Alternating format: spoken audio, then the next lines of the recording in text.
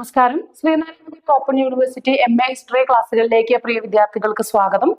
Archival സ്റ്റഡീസിലെ first ബ്ലോക്കിലെ 4th unit ആണ് നമ്മളിപ്പോൾ ഡിസ്കസ് ചെയ്യുന്നത്. യൂണിറ്റിന്റെ പേര് ആർക്കൈവൽ മാനേജ്മെന്റ് എന്നാണ്. അപ്പൊ നമ്മളിവിടെ ഒരു ആർക്കൈവ് എങ്ങനെയാണ് അവിടെ മാനേജ് ചെയ്യുന്നത്, അത് അഡ്മിനിസ്ട്രേറ്റ് ചെയ്യുന്നത് എങ്ങനെയാണ് തുടങ്ങിയ കാര്യങ്ങളാണ് ഇവിടെ പഠിക്കുന്നത്. അപ്പൊ നമ്മള് കഴിഞ്ഞ 3 യൂണിറ്റുകൾ നമ്മൾ പഠിച്ചു കഴിഞ്ഞു. അപ്പൊ ആ യൂണിറ്റുകളിൽ നിങ്ങൾക്ക് വിരസമായ ഒരു കാര്യം കാണാൻ സാധിക്കുന്നത് ഏകദേശം ഒരേ പോയിന്റ്സ് ആണ് ആ 3 യൂണിറ്റും കൈകാര്യം ചെയ്തിരുന്നത്, അല്ലെ? എന്നാൽ ഇവിടെ കുറച്ചുകൂടി ഡിഫറെന്റ് ആയിട്ടുള്ള കുറച്ച് കാര്യങ്ങളാണ് ഇവിടെ നമ്മൾ പഠിക്കുന്നത്. ഓക്കെ, അപ്പൊ നമുക്ക് നോക്കാം. ആർക്കൈവൽ മാനേജ്മെന്റ് എന്നത് ചരിത്രപരവും ഭരണപരവുമായി നിയമമൂല്യമുള്ള രേഖകളെ സംരക്ഷിക്കുന്ന ആ ഒരു പ്രക്രിയയില് പങ്കാളിത്തം അല്ലെങ്കിൽ ആ പ്രക്രിയ നടപ്പിൽ വരുത്തുന്നതിനെയാണ് നമ്മൾ ആർക്കൈവൽ മാനേജ്മെന്റ് എന്ന് പറയുന്നത്.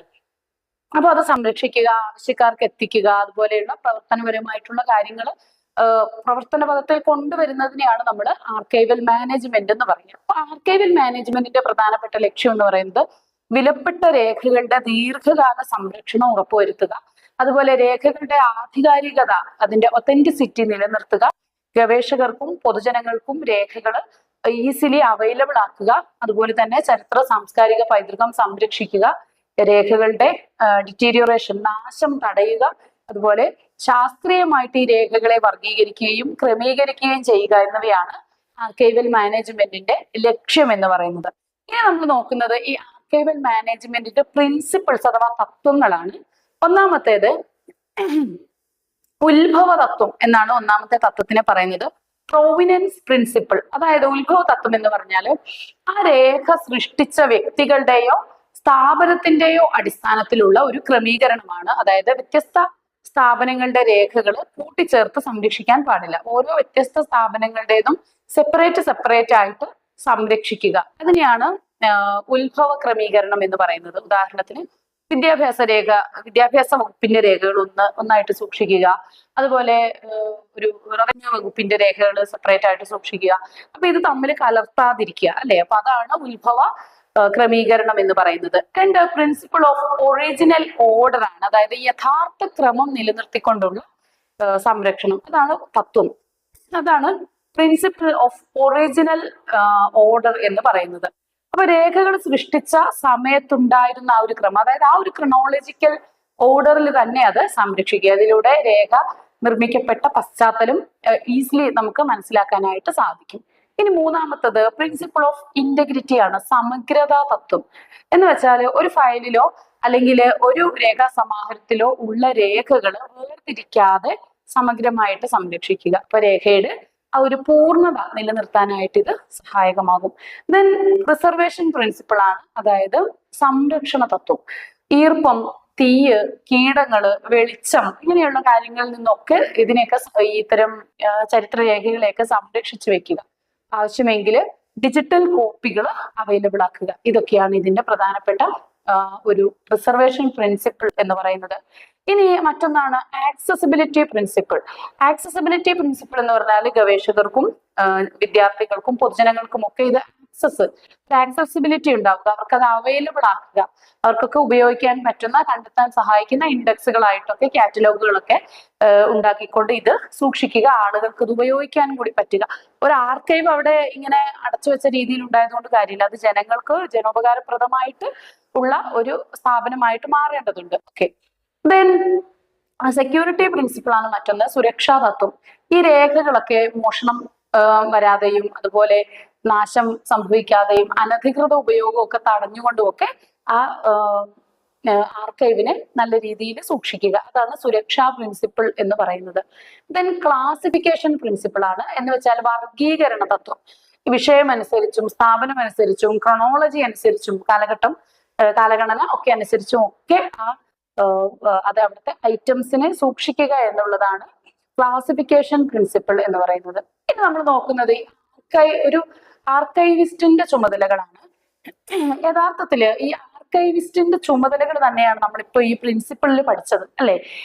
ഓരോ പ്രിൻസിപ്പിളും എന്താണ് എന്നുള്ളത് തന്നെയാണ് ഒരു ആർക്കൈവിസ്റ്റിന്റെ ചുമതല എന്ന് പറയുന്നത്. അപ്പൊ ആർക്കൈവിസ്റ്റ് രേഖകൾ ശേഖരിക്കുക ഒന്നാമത്തെ ചുമതല അതാണ്, അതായത് കളക്ഷൻ ഓഫ് റെക്കോർഡ്സ്.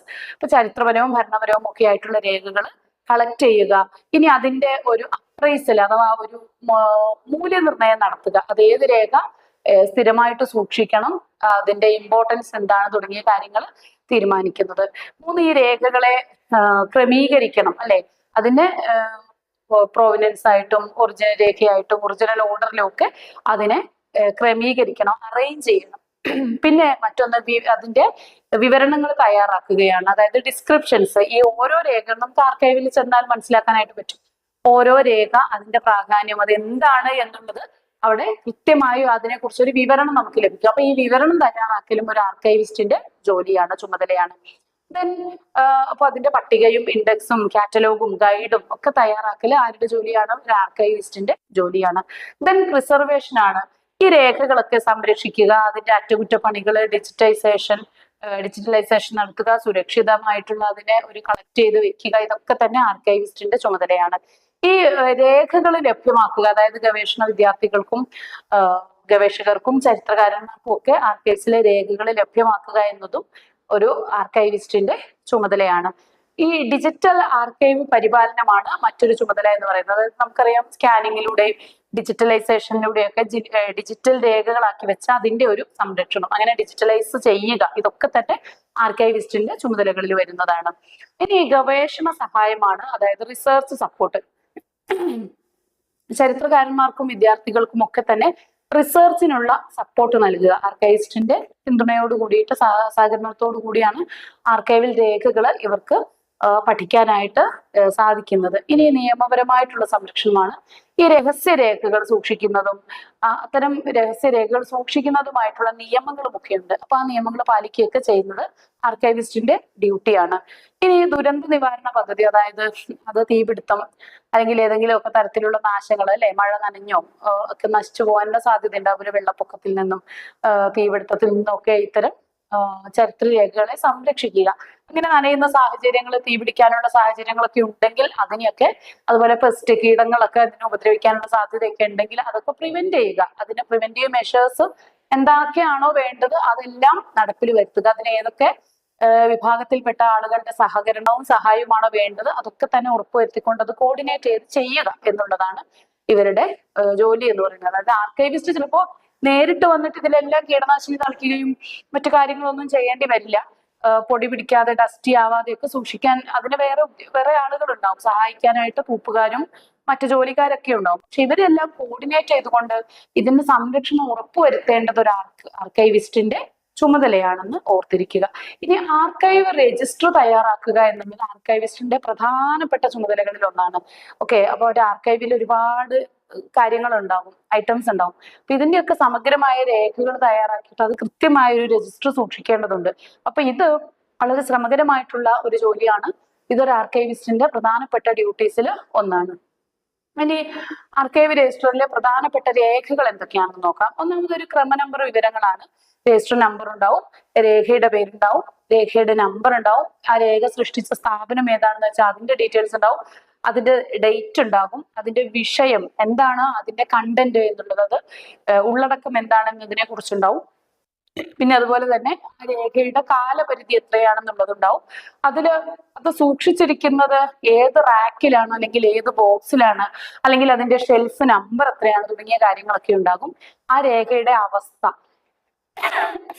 അതിന്റെ ഇപ്പോഴത്തെ അവസ്ഥ എന്താണെന്നുണ്ടാവും. കൂടാതെ അതിന്റെ ഒരു ഡിസ്ക്രിപ്ഷൻ, ഒരു കുറിപ്പ് അതിന്റെ കൂടെ ഉണ്ടാവും. ഇത്രയും കാര്യങ്ങളാണ് ഒരു ആർക്കൈവൽ റെക്കോർഡിൽ ഉണ്ടാകുന്നത്.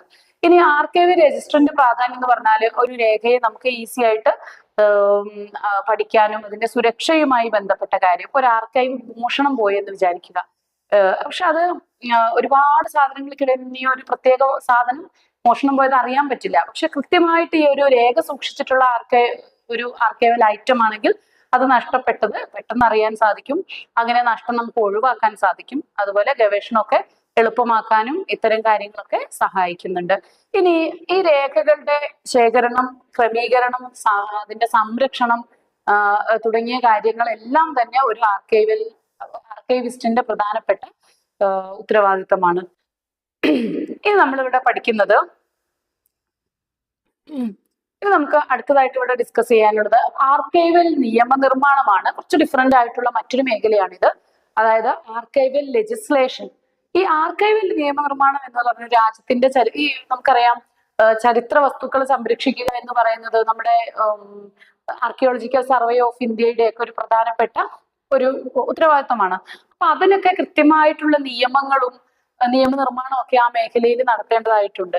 അപ്പോൾ ആർക്കൈവൽ നിയമനിർമ്മാണം എന്ന് പറയുന്നത് രാജ്യത്തിന്റെ വളരെ ഇമ്പോർട്ടന്റ് ആയിട്ടുള്ള നിയമനിർമ്മാണങ്ങളിൽ ഒന്നാണ്. പ്രധാനപ്പെട്ട രേഖകൾ സംരക്ഷിക്കുന്നതും ആ രേഖകളുടെ പരിപാലനം ഒക്കെ ആയിട്ട് ബന്ധപ്പെട്ട കാര്യങ്ങളെല്ലാം ഈ പരിധിയിൽ വരുന്നതാണ്.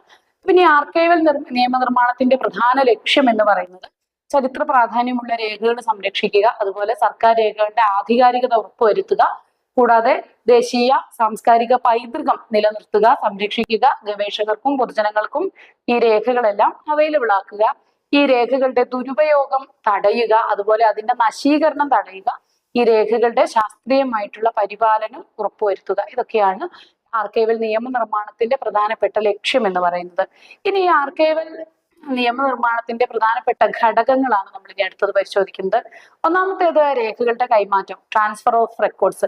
ഇപ്പോ ഒരു രേഖ കൈമാറ്റം ചെയ്യപ്പെടുമ്പോൾ അത് ആ ഒരു പ്രധാനപ്പെട്ട രേഖയാണ്, അത് ഇന്ന ആർക്കൈവിലേക്ക് കൈമാറി എന്നതിന് ലീഗലായിട്ടുള്ള ഒരു എവിഡൻസ് വേണം, അല്ലെ? വെറുതെ ഒരു സാധനം കൊടുത്തു കഴിഞ്ഞാൽ ഇത് അതിന് ഇടക്കാലത്ത് നഷ്ടപ്പെട്ടു പോയാൽ, അല്ലെങ്കിൽ ഇത്തരം രേഖകളുടെ ഒക്കെ ഒരു പ്രത്യേകത എന്ന് പറയുന്നത് ഇതൊക്കെ മോഹവില ഉള്ള വലിയ വില കൂടിയ ഐറ്റംസ് ആയിരിക്കും. അതിന് ഒരു പീസ് പേപ്പറിന്റെയോ അല്ലെങ്കിൽ ഒരു ചെറിയ പനയോല കഷ്ണത്തിന്റെയോ വിലയല്ല ഇത്തരം ചരിത്ര വസ്തുക്കൾക്ക് ഉണ്ടാകുന്നത്.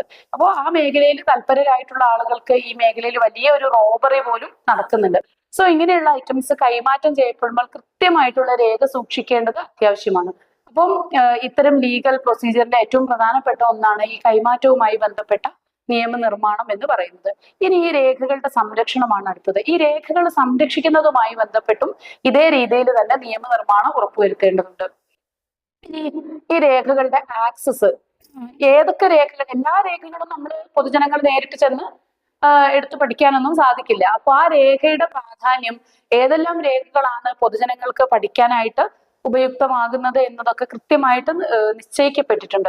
ഒരു ആർക്കൈവിലെ ഒരു ഐറ്റം ഒരു പൊതുജനങ്ങൾക്ക് ഉപയോഗിക്കാമല്ലോ, അതുകൊണ്ട് അതെനിക്ക് വിട്ട് കിട്ടിയില്ല എന്ന് പറഞ്ഞുകൊണ്ട് നമുക്ക് അതിനെതിരെ കംപ്ലൈന്റ് ചെയ്യാനുള്ള അവസരമുണ്ട്. പക്ഷെ എല്ലാ ഐറ്റംസും നമുക്ക് അപ്രകാരം അവൈലബിൾ ആവുകയൊന്നുമില്ല. കാരണം ചില ഒരു സുരക്ഷാ ഉദ്ദേശങ്ങളോടുകൂടി അല്ലെങ്കിൽ അതീവ സീക്രട്ട് രേഖകളൊക്കെ ഉണ്ടാവും. അപ്പൊ ഇത്തരം കാര്യങ്ങളൊന്നും നമുക്ക് ഒരു പരിധിക്ക് അപ്പുറത്തേക്ക് അതിൽ ആക്സസിബിലിറ്റി ഉണ്ടാവില്ല. അപ്പൊ അതിനൊക്കെ കൃത്യമായിട്ടുള്ള നിയമനിർമ്മാണം അത്യാവശ്യമാണ്. അപ്പൊ ദേശീയ സുരക്ഷയുമായി ബന്ധപ്പെട്ട കാര്യങ്ങളൊക്കെ രഹസ്യരേഖകളൊന്നും നിയന്ത്രണങ്ങൾക്ക് വിധേയമായിരിക്കും. ഓക്കെ, അപ്പൊ അത് രേഖകളുടെ ഒരു നിയമനിർമ്മാണത്തിൽ പ്രത്യേക പരിഗണന അർഹിക്കുന്നുണ്ട്. ദെൻ രേഖകൾ നശിപ്പിക്കുന്നത്, ഡിസ്പോസൽ, കോഴ്സ് ഡിസ്പോസലുമായി ബന്ധപ്പെട്ട കൃത്യമായ നിയമ നടപടികൾ ഉണ്ടായിരിക്കും. അപ്പൊ അതിന് കൃത്യമായിട്ടുള്ള ഒരു നിയമനിർമ്മാണം ആവശ്യമുണ്ട്. ആർക്കൈവിൽ ഒരു ഐറ്റം ഒരാൾ നശിപ്പിച്ചു കഴിഞ്ഞാൽ അയാൾക്ക് അതൊരു നിയമവിരുദ്ധ പ്രവർത്തനമാണ്. അപ്പൊ അതിന് തക്കതായ ശിക്ഷ ലഭിക്കുന്ന ഒരു ക്രൈം തന്നെയാണ്. അപ്പൊ അതിനു വേണ്ടിയിട്ടുള്ള നിയമനിർമ്മാണം നടത്തേണ്ടതുണ്ട്. ഇനി സ്വകാര്യ ആർക്കൈവുകളുടെ സംരക്ഷണമാണ് മറ്റൊന്ന്. വ്യക്തികളുടെയോ സ്ഥാപനങ്ങളുടെയോ കൈവശമുള്ള ചരിത്ര പ്രാധാന്യമുള്ള രേഖകൾ സംരക്ഷിക്കുന്നതുമായി ബന്ധപ്പെട്ട് കൃത്യമായ വ്യവസ്ഥകളുണ്ട്. അപ്പൊ അത്തരം വ്യവസ്ഥകൾ പാലിക്കപ്പെടുന്നുണ്ടോ എന്നതുമായി ബന്ധപ്പെട്ടും നിയമനിർമ്മാണം നടത്തും. ഇനി ഇന്ത്യയിലെ പ്രധാനപ്പെട്ട ആർക്കൈവൽ ആക്ടുകളെ കുറിച്ചാണ്. ഒന്നാമത്തേത് ദ പബ്ലിക് റെക്കോർഡ്സ് ആക്ട് 1993. നിങ്ങൾക്കൊരു കാര്യം മനസ്സിലായിട്ടുണ്ടാവും. നമ്മൾ ഈ 1 മുതൽ ഈ 4 വരെയുള്ള യൂണിറ്റുകൾ പഠിച്ചതില് നിങ്ങൾക്ക് കുറച്ച് വളരെ ഇമ്പോർട്ടന്റ് ആയിട്ടുള്ള അല്ലെങ്കിൽ ഒരു വൈഹാർട്ട് ചെയ്യാതെ നമുക്ക് എഴുതാവുന്ന രീതിയിലുള്ള കാര്യങ്ങളാണ് ഇതുവരെ നമ്മൾ പഠിച്ചത്. പക്ഷെ ഇനി നമ്മൾ പഠിക്കുന്നത് നിങ്ങൾ ഒരല്പം സ്ട്രെയിൻ എടുത്തിട്ട് അല്ലെങ്കിൽ ബൈഹാർട്ട് ചെയ്ത് പഠിക്കേണ്ട കുറച്ച് മേഖലയിലേക്കാണ് ഇനി നമ്മൾ കടക്കുന്നത്. ഈ ആക്ടുകൾ നിങ്ങൾ ബൈഹാർട്ട് ചെയ്യണം. അപ്പോൾ പബ്ലിക് റെക്കോർഡ് ആക്ട് ഓഫ് 1993 ആണ് ഒന്നാമത്തെ ആക്ട്. അപ്പൊ ഇത് ഇന്ത്യയിലെ പൊതു രേഖകളുടെ സംരക്ഷണവുമായി ബന്ധപ്പെട്ട പ്രധാനപ്പെട്ട ഒരു നിയമമാണ്. കേന്ദ്ര സർക്കാർ ഓഫീസുകളിലെ രേഖകളുടെ പരിപാലനം നിയന്ത്രിക്കുന്നത് ഈ ഒരു നിയമപ്രകാരമാണ്. അതുപോലെ സ്ഥിരം മൂല്യമുള്ള രേഖകൾ ദേശീയ ആർക്കൈവ്സിൽ കൈമാറണം എന്ന ഈ നിയമത്തിന്റെ പരിധിയിൽ വരുന്ന കാര്യമാണ്.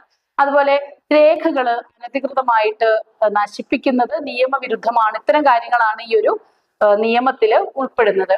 ഇനി നമ്മൾ മറ്റൊരു act the public record rules 1997 ആണ്. അപ്പൊ ഈ ആക്ടിന്റെ പരിധിയിൽ പെടുന്നത്, ഇതിന്റെ ചട്ടങ്ങളിൽ ഉൾപ്പെടുന്ന രേഖകളുടെ വർഗീകരണം, പരിപാലനം, കൈമാറ്റം, നശിപ്പിക്കല് എന്നിവയുമായി ബന്ധപ്പെട്ട നടപടിക്രമങ്ങൾ വ്യക്തമാക്കുന്നത് ഈ രേഖയിലാണ്. അതായത് the public records rule 1997. Then അടുത്ത act right to information RTI act of 2005 ആണ്. സർക്കാർ രേഖകളിലേക്കുള്ള പൊതുജനങ്ങളുടെ പ്രവേശനം ഉറപ്പുവരുത്തുന്ന അല്ലെങ്കിൽ പൊതുജനങ്ങൾക്ക് അത് അറിയാനുള്ള അവകാശം അത് ഉറപ്പുവരുത്തുന്ന രേഖയാണ് ഈ നമ്മുടെ വിവരാവകാശ നിയമമാണ് കേട്ടോ, RTI act, right to information. So ഈ RTI ആക്ട് ചില കാര്യങ്ങൾക്ക് ബാധകമല്ല. നമ്മൾ നേരത്തെ പറഞ്ഞ ദേശീയ സുരക്ഷയുമായി ബന്ധപ്പെട്ട വ്യക്തികളുടെ സ്വകാര്യതയുമായി ബന്ധപ്പെട്ട കാര്യങ്ങളൊന്നും ഈ രീതിയിൽ നമുക്ക് അവൈലബിൾ ആകില്ല. അപ്പൊ നമ്മൾ ചെന്നിട്ട് എനിക്ക് ഇന്ന കാര്യങ്ങൾ കിട്ടിയില്ല എന്ന് പറയുമ്പോൾ അത് ലഭിക്കാൻ നമുക്ക് അവകാശമുണ്ടോ ഇല്ലയോ എന്നതിനെ അടിസ്ഥാനപ്പെടുത്തി മാത്രമേ അത് അവൈലബിൾ ആകേണ്ടതുള്ളൂ. ഇനി മറ്റൊന്ന് ഇൻഫർമേഷൻ ടെക്നോളജി ആക്ട് 2000 ആണ്. അത് ഇലക്ട്രോണിക് രേഖകളും ഡിജിറ്റൽ രേഖകളും നിയമപരമായ അംഗീകാരം നൽകുന്ന ഒരു റൂളാണ് ഇൻഫർമേഷൻ ടെക്നോളജി ആക്ട് 2000 എന്ന് പറയുന്നത്. അപ്പൊ ഇത്തരം ആർക്കൈവൽ നിയമങ്ങളൊക്കെ കൃത്യമായി നടപ്പിലാക്കേണ്ടത് ഇത്തരം ആർക്കൈവ്സ് സംരക്ഷിക്കപ്പെടുന്നതിന് നിർബന്ധമായിട്ടുള്ള ഒരു കാര്യമാണ്. ഇനി ആർക്കൈവൽ നിയമനിർമ്മാണം നേരിടുന്ന പ്രധാന വെല്ലുവിളി എന്ന് പറഞ്ഞാൽ ഈ പഴയ രേഖകളുടെ ഒരു നാശമാണ്. അതുപോലെ തന്നെ ഡിജിറ്റൽ രേഖകളുടെ ദീർഘകാല സംരക്ഷണം പലപ്പോഴും പ്രയാസമായി വരാറുണ്ട്. അതുപോലെ ആവശ്യമായ ഫണ്ടിങ് ഇല്ലാത്ത, ധനസഹായം കിട്ടാത്ത പ്രശ്നങ്ങളുണ്ട്. ഇനി ഈ മേഖലയിലെ വിദഗ്ധരായിട്ടുള്ള ഉദ്യോഗസ്ഥരുടെ കുറവുണ്ടാവാറുണ്ട്. അതുപോലെ പൊതുജനങ്ങൾക്ക് ഒരു അവബോധക്കുറവ്. ഇങ്ങനെ ഒരു ആർക്കൈവ് എന്ന് പറയുന്ന ഒരു സ്ഥാപനമുണ്ടെന്നോ അല്ലെങ്കിൽ ആർക്കൈവ്സ് ഈ രീതിയിൽ സംരക്ഷിക്കപ്പെടുന്നുണ്ടെന്നോ അല്ലെങ്കിൽ ഇത്തരം വസ്തുക്കളുടെ സംരക്ഷണത്തിന്റെ പ്രാധാന്യം എന്തെന്നോ ഒന്നും പൊതുജനങ്ങൾക്ക് കാര്യമായ ധാരണ ഇല്ലാത്തതും ഇതിൽ പ്രധാനപ്പെട്ട ഒരു പ്രശ്നമാണ്. ഇത്രയാണ് നമുക്ക് ഈ ഒരു ഒന്നാമത്തെ ബ്ലോക്കിൽ 4th യൂണിറ്റിൽ പഠിക്കാനുള്ളത്.